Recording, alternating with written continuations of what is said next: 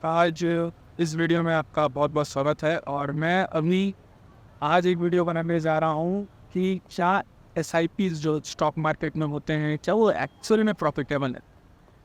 क्या है कि लोग इन्वेस्ट तो करते हैं पर उनके पीछे का पर्पस क्या होना चाहिए, क्यों मतलब एक्चुअल में एस आई पी आगे जाके प्रॉफिटेबल है भी कि नहीं। ये तो मतलब है प्रॉफिटेबल है लॉन्ग टर्म।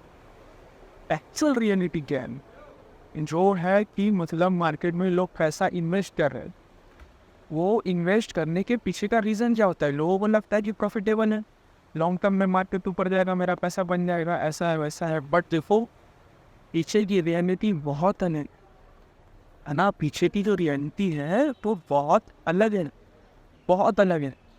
और इस वीडियो में आप समझ पाएंगे कि ऐसा क्यों है नहीं है। मैं पूरी कोशिश करूँगा समझाने की।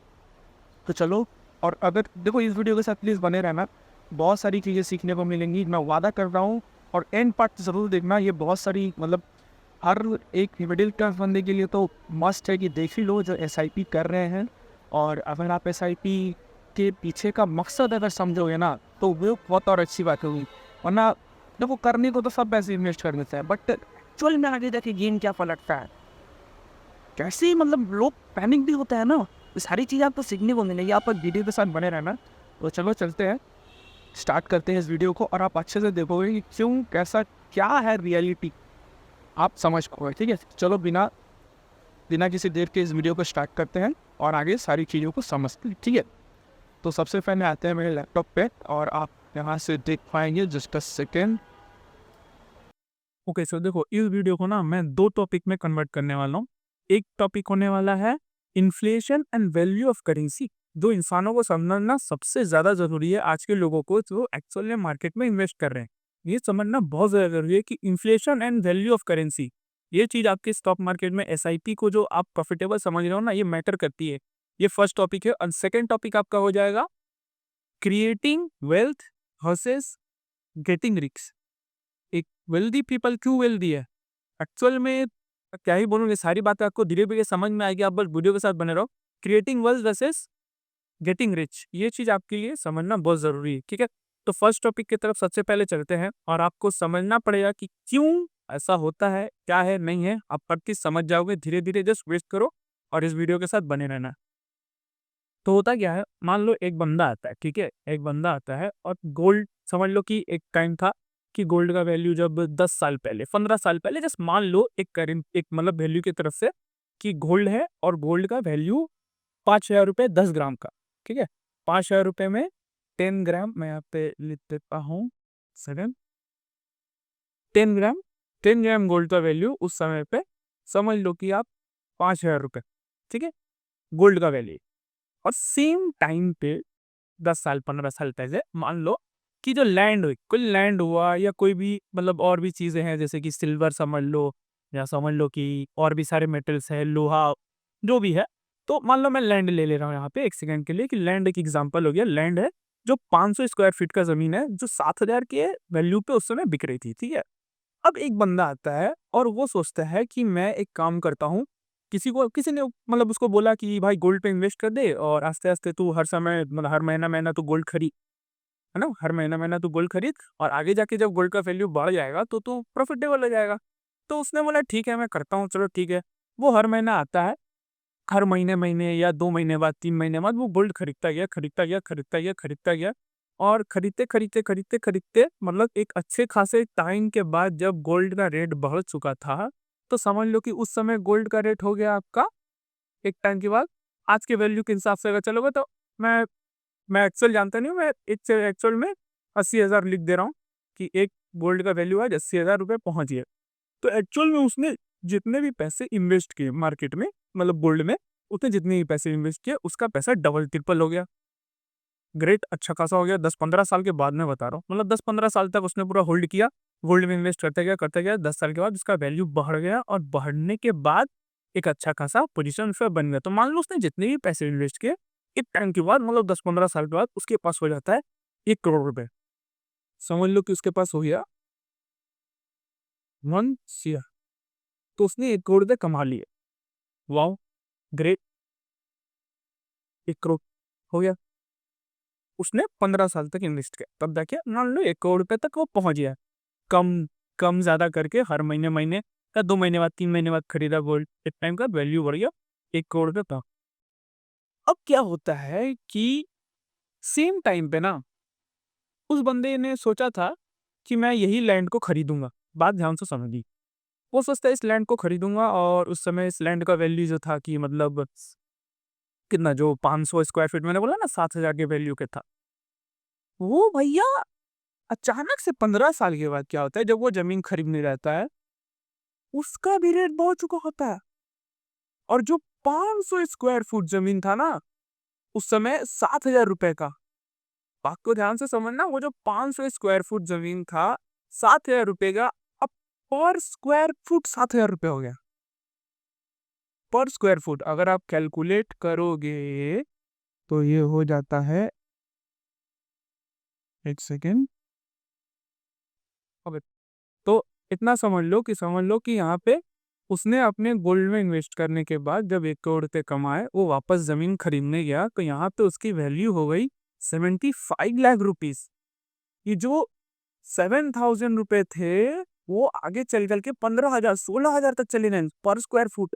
मैं 500 स्क्वायर फुट उस समय की बात कर रहा हूँ जब 7,000 रुपए था। और जो लैंड की वैल्यू या कोई भी चीज की वैल्यू लॉन्ग टर्म में बढ़ी जाती है। अब सबसे बड़ी बात यह है समझने की कि क्या एक्चुअल में जो ये उसने गोल्ड में इन्वेस्ट किया, बात ध्यान से समझना, एक्चुअल में इसने जो गोल्ड में इन्वेस्ट किया वो भले ही आगे चलकर जो उसका 1 करोड़ रुपया हो गया, लेकिन जब वो एक्चुअल में उसको वापस से किसी चीज से खरीदने गया उसने कैश उठाया, तो क्या वो प्रॉफिटेबल था? नो, तो प्रॉफिटेबल नहीं था। अगर इसका वैल्यू 15,000 रुपये पर स्क्वायर फुट अगर जमीन का चला गया तो वो 75 लाख चला गया। और आपको क्या लग रहा है कि सिर्फ क्या गोल्ड का ही वैल्यू 15 साल में बढ़ा? नहीं, हर मेटल का, सिल्वर का अगर पकड़ लो, और भी जो मेटल्स है, प्लेटिनम है, और समझ लो कि लोहा हुआ, हर एक का वैल्यू लॉन्ग टर्म में बढ़ता ही है। एक टाइम में अगर मान लो मेरी माँ जैसे कहा करती थी कि कोई एक 5 रुपए में, एक टाइम पे 5 रुपए में 2 बैग भर के ना सब्जियां आ जाती थी, 2 बैग भर के। अब भाई वो अभी के टाइम में क्या होगा, तो 50 रुपए की कम है। अगर 2 बैग भर के भाई 100 200 150 लग जाते हैं, मतलब क्या ही बोलूं, लॉन्ग टर्म में पैसे पहुंच जा रहे हैं। तो एक्चुअल में ये क्या सच में प्रॉफिटेबल मतलब हुआ क्या? ये आंसर ही नो। वो बस जो पैसा इन्वेस्ट किया था ना, अब यहाँ पे सबसे ध्यान से समझना, उसने जो पैसा इन्वेस्ट किया वो पैसा उसने प्रॉफिट नहीं किया। उसने बस ये किया कि जो पैसा उसने इन्वेस्ट किया उसने अपनी करेंसी की जो वैल्यू थी उसको ड्रॉप डाउन होने से बचा। हाँ, ये है उसका एक्चुअल प्रॉफिट कि उस समय जो अपना पैसा वो इन्वेस्ट किया गोल्ड में, हर महीना 2 महीना बाद 3 महीना जैसे मैंने बताया, तो वो जब उसने इन्वेस्ट किया या गोल्ड खरीदा या कुछ भी किया, जब आने वाले टाइम में गोल्ड का वैल्यू बढ़ा, 1 करोड़ रुपए उसने कमाए, और वो कमाने के बाद वो प्रॉफिटेबल उतना खास नहीं रहा जनाब। उसने बस अपनी करेंसी की वैल्यू को ड्रॉप होने से बचा ली। दैट इज इट, खत्म कहानी।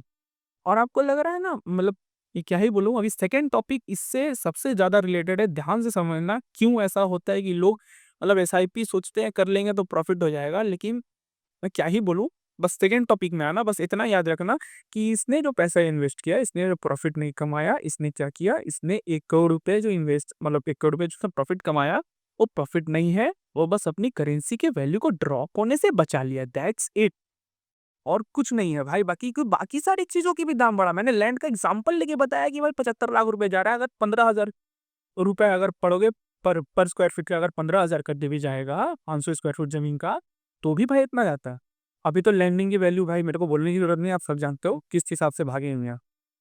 तो भाई कुछ इस तरह का हिसाब का, अब वो एक्चुअल में अगर जमीन खरीदने गया तो उसका जो होना था हुआ।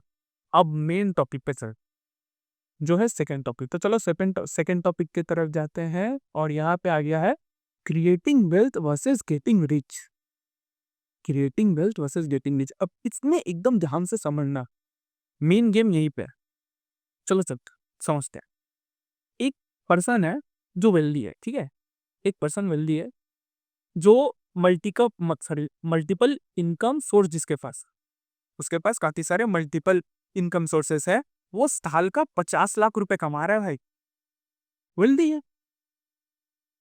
अब इतना सेकेंड पर्सन, ये जो है सेकेंड पर्सन, ये मिडिल क्लास बंदा है, इसके पास सिर्फ एक इनकम का सोर्स है, only one income, only one income source है, और ओनली वन इनकम सोर्स है, और ये महीने का मंथली 1 लाख रुपए कमा रहा है। ठीक है, ध्यान से समझना, ये महीने का 1 लाख रुपए कमा रहा है, ये साल का 50 लाख कमा रहा है, ये वेल्दी है, नहीं अच्छा खासा पैसा है इसके पास, और ये भी है। अब यहाँ पे गेम ध्यान से समझना, इसने किसी का ऐड देखा या कहीं पे इसको किसी ने आके समझाया कि आप स्टॉक मार्केट में इन्वेस्ट करो और लॉन्ग टर्म में आपका पैसा बढ़ जाता। ठीक है भाई, ग्रेट, लॉन्ग टर्म में पैसा बढ़ जाएगा। तो इसने क्या किया, अपने 1 लाख रुपए की इनकम से हर महीने महीने 10,000 या 15,000 रुपए इसने इन्वेस्ट करना चालू। ठीक है, और यहाँ पे वेल्दी पीपल है। अब देखो सबसे बड़ी बात क्या है कि ये जो है ना, इसको कोई सजेस्ट कर रहा, इसको कोई सजेस्ट किया, ये किया, लेकिन ये जो वेल्दी पीपल है ना, ये सीक्रेट जानते हैं। मैंने बोला था ना, इसीलिए मैंने बोला फर्स्ट टॉपिक ध्यान से समझ लेना। अब यहाँ पे समझो, इसको पता है कि मैं जब मार्केट में इन्वेस्ट करूंगा तो मार्केट में एक्चुअल में गेम प्रॉफिटेबल बनने का नहीं है। यहाँ यही तो लोग होता है ना, सोचते हैं करोड़पति बन जाएंगे, मार्केट में इन्वेस्ट करेंगे, 10 साल बाद 15 साल में 5 करोड़ 6 करोड़ होंगे। अरे भाई 10 साल 15 साल बाद 5-6 करोड़ का वैल्यू वही रहेगा, ये कौन बताएगा? 10 साल 15 साल के बाद वही 5-6 करोड़ का वैल्यू भी वही रहेगा, बस आप करेंसी की वैल्यू को ड्रॉप होने से बचा रहे हो, दैट्स इट, खत्म। लेकिन ये जो सेकंड पर्सन है ना, ये सोचता है कि मैं करोड़पति बन जाऊंगा, क्योंकि इसको तो किसी ने बता दिया है। अब ये मार्केट में इन्वेस्ट कर रहा है, इसने जब मार्केट में इन्वेस्टिंग चालू किया और इसने भी मार्केट में इन्वेस्टिंग चालू किया। अब यहाँ पे गेम ध्यान से समझना, ये भी इन्वेस्ट कर रहा है, ये भी इन्वेस्ट कर रहा है। इसके इन्वेस्ट पीछे करने का मकसद ये है कि मैं मार्केट में इन्वेस्ट करूंगा और पैसे नहीं कमाऊंगा। पैसे कमाने के चक्कर में ये इन्वेस्ट नहीं कर रहा है, या करोड़पति बनने के चक्कर में इन्वेस्ट नहीं कर रहा है, ये इन्वेस्ट कर रहा है इसलिए क्योंकि इसके पता है इसको कि आगे चल के मेरे सारे करेंसी की वैल्यू ड्रॉप हो जाएगी। उससे अच्छा अगर मैं शेयर मार्केट में इन्वेस्ट कर दूं या एसआईपी कर दूं या कोई भी चीज में इन्वेस्ट कर दूं, तो आगे जाके मेरा करेंसी का वैल्यू ड्रॉप नहीं होगा, वो बढ़ेगा, दैट्स इट। और ये बन रहा है कि करोड़पति बन जाऊंगा, ये सोच रहा है करोड़पति बन जाऊंगा। इसके पास एक ही इनकम सोर्स है, ध्यान से समझना, इसके पास एक ही इनकम सोर्स है और ये सोच रहा है करोड़पति बनूंगा। और ये जब मार्केट में इन्वेस्ट करना चालू करता है तो ये भी सोच रहा है मैं इन्वेस्ट कर रहा हूँ, पैसा बढ़ेगा बढ़ेगा बढ़ेगा। अब गेम ध्यान से समझना, मैंने बोला था ना इसका मल्टीपल इनकम सोर्स है, साल का 50 लाख कमा रहा है, और इसको पता भी है कि मैं आने वाले दिन में प्रॉफिट कमाने के लिए नहीं इन्वेस्ट कर रहा हूँ, मैं बस अपने करेंसी की वैल्यू को ड्रॉप होने के लिए इन्वेस्ट कर रहा हूँ। और ये इन्वेस्ट कर रहा है करोड़पति बनने के लिए। मैंने अपने फर्स्ट वीडियो में भी बोला था कि अगर आप ध्यान से देखोगे तो समझोगे कि मैंने बताया था कि लोग सिर्फ उम्मीद लेके आते हैं मार्केट में कि पैसा बन जाए। मार्केट में लोग सिर्फ उम्मीद लेके आते हैं कि पैसा बन जाएगा, पैसा बन जाएगा, पैसा बन जाएगा, बट भाई नहीं बन रहा है पैसा। ऐसा क्या होता है, अब यहीं पे सबसे बड़ा गेम है, जिस दिन मार्केट में एक क्रैश आना चालू होता है, इसको दिख रहा है पैसा बनता हुआ, मार्केट बढ़ रहा है बढ़ रहा है बढ़ रहा है, इसको भी दिख रहा है पैसा बनता हुआ कि मार्केट बढ़ रहा है। लेकिन जिस दिन मार्केट में क्रैश आता है, पहले पैनिक कौन करेगा? आप खुद बताओ, सबसे पहला पैनिक पता है कौन करेगा? ये बंदा, ये सबसे पहले पैनिक करेगा। ये या फिर रावा विजिटर ही है, अगर आप ध्यान से समझोगे ये बंदा सबसे पहले पैनिक कर जाएगा, ये नहीं करेगा, सॉरी, ये नहीं करेगा। पता है किस? क्योंकि इसके पीछे का मकसद क्या था पता है, कि मैं करेंसी की वैल्यू को ड्रॉप होने से बचा रहा हूँ, फर्स्ट। सेकंड, मैंने बोला ना ये काफी वेल्दी अर्निंग, इसका साल का 50 लाख है, ये अपने इनकम का कितना परसेंट इन्वेस्ट कर रहा होगा? 5%, 10%, 15%, 20% भी अगर आपके ले लो तो वो भी वो भी अच्छे खासे 2 लाख 2.5 लाख हो सकते हैं। मैंने कैलकुलेशन के हिसाब से, मैंने कैलकुलेशन के हिसाब से आप देख लो तो 2 ही लाख रुपए पकड़ लो अगर 20% में इन्वेस्ट करता है। लेकिन इसका तो 1 लाख है भाई, कि कितना परसेंट इन्वेस्ट करेगा? 5,000, 10,000, 20,000? अगर 20,000 करके भी या 5,000 करके भी ये मान लो 10 महीना इन्वेस्ट करता है, तो भी 50,000 रुपए हो जाते हैं भाई। इसके मंथली के 50% इनकम के हिसाब से। और भाई जब मार्केट में क्रैश आएगा, सबसे पहले तो यही डरेगा। इसके पास तो सिर्फ एक इनकम सोर्स है। और मैं क्या ही बोलूँ भाई, मिडिल क्लास जो लोग होते हैं ना भाई, आप खुद बताओ, अगर आपको कल को कोई प्रॉपर्टी करनी है या कोई भी आपको कोई सामान खरीदना है या एक इलेक्ट्रॉनिक सामान खरीदने के लिए भी हम लोग लोन लेते हैं भाई, लोन लेते हैं। बजाज फाइनेंस का नाम सुना है ना? लोन लेते हैं भाई, एक छोटा-सा इनकम करने के लिए। छोटा-सा एक इलेक्ट्रॉनिक्स का सामान भी लेने के लिए हम लोग मतलब लोन लेते हैं। एक फ्लैट और ज़मीन की तो मैं बात ही नहीं कर रहा हूँ, फ्लैट ज़मीन के लिए भी लोगों को लेना पड़ता है। एक ही इनकम सोर्स है, ओनली वन इनकम सोर्स के हिसाब से भी वो लोन ले रहे हैं, कर्ज़ा कर रहे हैं या कहीं न कहीं से उनको कोई सुविधा दी जा रही है, तब जाके वो कमा रहे हैं। लेकिन भैया इसको तो नहीं ना लेना पड़ रहा है लोन। और अगर ये लोन लेता भी है, तो इसका इतना दम है कि ये चुका देगा, इसके पास मल्टीपल इनकम सोर्स है, वेल्दी आदमी है, 50 लाख रुपए साल के कमाने का दम रख रहा है। कल को अगर मार्केट में क्रैश भी आया ना, क्रैश भी आया और इसके ऊपर कोई लोन भी हुआ, तो भी ये डरेगा नहीं, ये चुका देगा। लेकिन अगर इसके ऊपर लोन था, पहला तो लोन भी है, दूसरा अगर मान लो कि क्रैश आ गया, तो ये तो पहले पैनिक कर जाएगा और पैनिक करने के बाद ही तो लोग लॉस करते हैं। बस एसआईपी कर लेंगे, ये कर लेंगे, वो करने से भाई करोड़पति नहीं बनते हैं। होल्डिंग भी करना पड़ता है, पहला बात। और दूसरा बात पेशेंस, स्टॉक मार्केट है ये, पेशेंस रखना पड़ता है। और पेशेंस के बाद भी अगर आप कल को एसआईपी करके भाई अच्छा खासा पैसा बना भी लेते हो, तो भी आप करोड़पति नहीं बनोगे जनाब। मैं ओपन बोल रहा हूँ। करोड़पति कौन बनेगा पता है? ये वेल्दी इंसान। पता है क्यों? क्योंकि ये जब इनकम कर रहा है ना, ये जब तक स्टॉक मार्केट इसको जितना रिटर्न देगा, उसका पहले ये 2 साल में ही अच्छा खासा बना चुका होगा, क्योंकि ये मल्टीपल इनकम सोर्स है इसके पास और ये पैसे को कंपाउंड करने भी जानता है। ये और पैसे को मार्केट में खटा करके या लगा करके कहीं न कहीं से पैसे बना लेगा। इसका क्या? वन इनकम सोर्स, मैंने बताया ना, वन इनकम सोर्स, और उसी पे ये उम्मीद पाल रहा है कि मैं मार्केट में इन्वेस्ट करूँगा और पैसे बनाऊँगा। एसआईपी कर, और मैं क्या ही बोलूँ, इसीलिए ये फँस जाते हैं।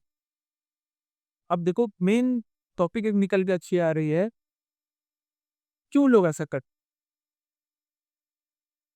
मैंने इसीलिए बोला कि देखो फर्स्ट टॉपिक अच्छे से समझ जाना, तब जाके मैं सेकंड टॉपिक को समझा पाऊँगा। आप समझा? इसने इन्वेस्ट किया, वेल्दी पीपल ने जब इन्वेस्ट किया मार्केट में, तब इसने पैसा बनाया नहीं जनाब। इसने अपने करेंसी के वैल्यू को ड्रॉप होने से बचा लिया, दैट इज़ इट।